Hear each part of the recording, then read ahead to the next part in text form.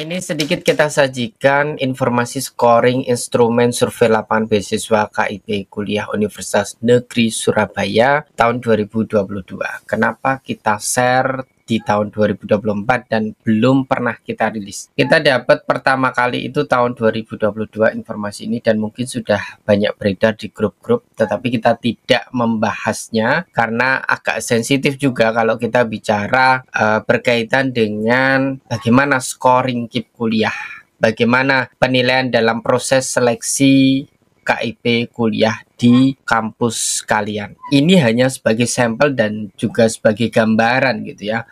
Karena memang kalau kita bicara seleksi KIP kuliah, tentu harus ada tolok ukur secara kuantitatif yang bisa dipertanggungjawabkan. Kenapa si A ini kita anggap layak dapat KIP kuliah, kenapa si B justru kita anggap tidak layak dapat KIP kuliah. Dan model-model scoring yang kuantitatif ini diperlukan terutama untuk kampus-kampus dengan jumlah pelamar yang keterima di jalur seleksinya, misalnya SNBP dan SNBT-nya banyak, sementara mereka harus menseleksi yang dinyatakan tidak lolos juga banyak, maka perlu data penskoran yang bersifat kualitatif dan bisa menjadi tolok ukur bukti bahwa tim seleksi sudah berusaha seobjektif mungkin dalam melakukan seleksi, dalam melakukan penilaian, dalam melakukan verifikasi KIP kuliah di tahun 2024 ini gitu ya. Jadi ini gambarannya bahwa tentu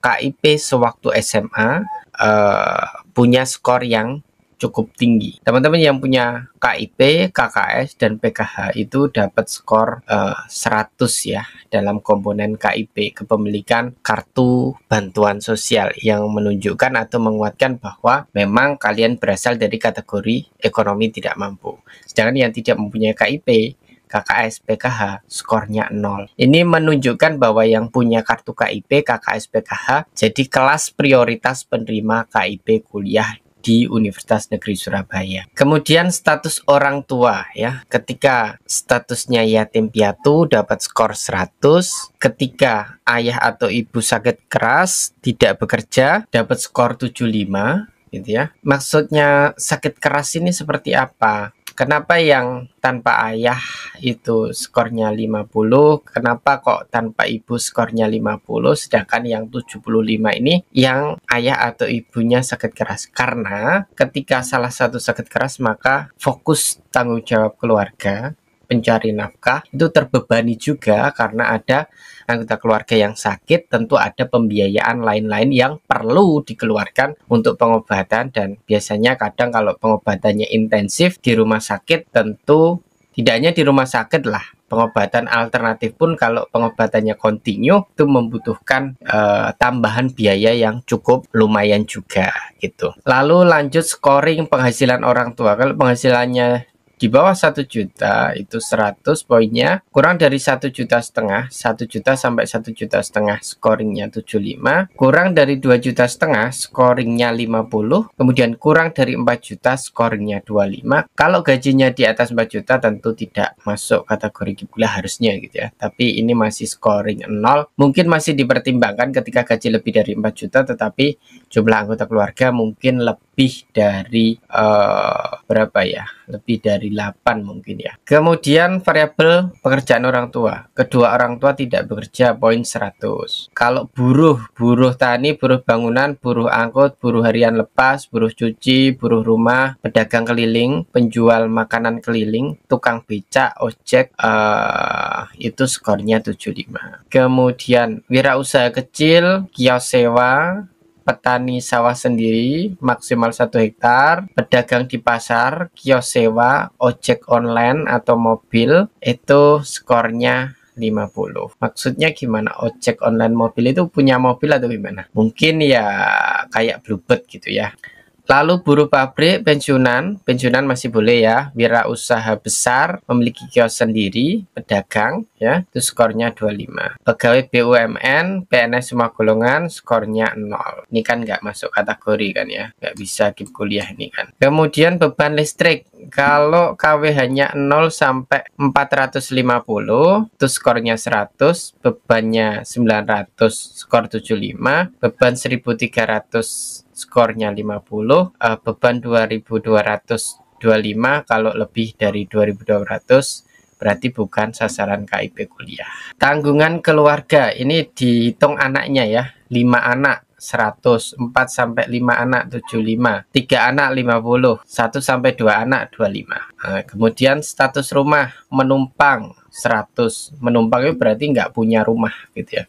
Ngontrak atau sewa berarti 75, kemudian pemberian hibah atau warisan 25, milik sendiri 25, kemudian milik sendiri yang luasnya lebih dari 100 meter persegi 0. Wah, repot kali ya kalau rumahnya orang desa kan luasnya kan rata-rata lebih dari 100 meter persegi ya harusnya gitu ya. Kemudian ini variabel prestasi juga dilihat, punya prestasi internasional 100, nasional 75, provinsi 50, kabupaten 25.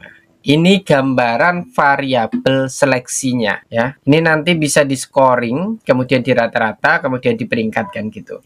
Tentu dari tabel instrumen ini yang peringkatnya paling tinggi lah yang nanti bisa mengisi slot kuotanya. Misalnya dari 200 pelamar KIP kuliah di ranking, kuotanya hanya 100, berarti ranking 1 sampai 100 yang nanti dapat kuota KIP kuliah. Jadi tinggi-tinggian skor berdasarkan variabel instrumen komponen yang dipertimbangkan dalam KIP kuliah. Bisa saja tidak hanya ini ya teman-teman, bisa saja physically rumah juga nanti akan dilihat, rumahnya bagus atau rumahnya rusak sebagian, atau mungkin variabel dinding. Jadi pilihan-pilihan itu kan, pilihan di websitenya KIP kuliah itu kan sebenarnya bisa dijadikan sebagai variabel rumus. Kalau rumahnya semi permanen berapa skornya, kalau rumahnya permanen berapa skornya kan gitu. Jadi bisa dikembangkan sih sebenarnya, dikuantitatifkan. Kalau dindingnya tembok berapa skornya, kalau dindingnya kayu berapa, kalau lantainya tanah berapa, kemudian plester berapa, keramik berapa, marmer berapa, granit berapa, dan lain sebagainya. Itu kan sebenarnya bisa dikuantitatifkan dan sebagai variabel penilaian. Jadi silahkan diukur kira-kira dari label scoring ini kalian kira-kira punya kans keterima KIP kuliah 2024 ini atau tidak. Tentu semua bergantung juga pada kuota masing-masing kampus ya. Kampus yang kuotanya lebih-lebih ya nggak perlu khawatir sama tabel scoring ini. Tetapi kampus kayak UNESA, Universitas Negeri Padang, UPI, dan list kampus 20 yang kuota KIP kuliah, yang serapan KIP kuliah di SNBT-nya banyak, tentu juga harus melihat, oh ternyata scoringnya seperti ini gitu ya. Gambarannya ini kita cuplikan gambarannya karena ini sempat beredar dan mungkin kalian perlu tahu. Sekian yang bisa kita bahas, semoga ada manfaatnya.